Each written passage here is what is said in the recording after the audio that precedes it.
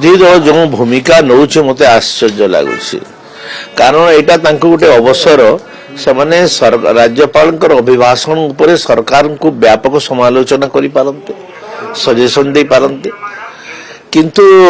सेटा न करी एमाने हाउस को स्टॉल करूछंती एतद्वारा एमाने सरकार को जो समालोचना करिवार सुजोग पाइबार कथा से वंचित होउछंती तांको किए उपदेश दौचे किए जाने ताको नमस्कार जे उपदेश दौची से बहुत बड़ विज्ञ लोकटे हेतिबो निश्चित भाव में नले एमतिया उपदेश दियंतानी अरे स्ट्रेटेजी कौन गोटे एटा तो सरकारी दलर एजेंट भलिया काम कले